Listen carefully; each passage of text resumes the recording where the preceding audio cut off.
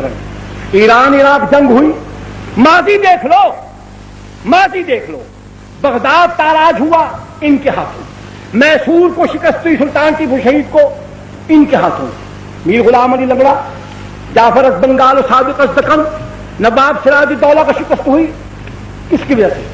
सादिक, मीर सादिक शिया। दक्कन, मैसूर, सुल्तान टीपू शहीद, इसको शिकस्त का सबब मीर गुलाम अली लंगड़ा और कौन? जाफर। और बेशुमार वाकयात हैं। पाकिस्तान दो लख्त हुआ यहया खां के जमाने में, जुल्फ़िकार अली भुट्टो के जमाने में, मसलकन एतकादन दोनों शिया। ईरान इराक जंग होती है, समझो लड़ रहा है ईरान इराक, इसराइल के तैयारे उड़ते हैं, वो आकर इराक का एटमी रिएक्टर तबाह करते हैं।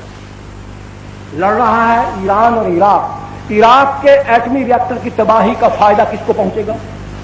ईरान को। ईरान अगर यहूदियों का मुखालिफ है तो ये तायीद, ये ताअमुन किसके साथ होगा? अब जंग है खलीज की, सद्दाम ने गलत किया, आज भी गलत, कल भी गलत, हमेशा गलत।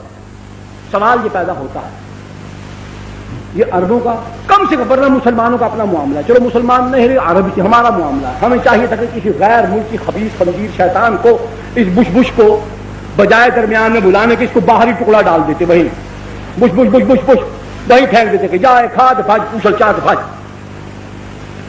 लेकिन हमने उसको बुलाया, और ये मोर गुब्बार अमेरिका के झंडों पर मार्च करके अमेरिका की तजलील करने वाला मुल्क ईरान, इसने एहतजाज क्यों नहीं किया?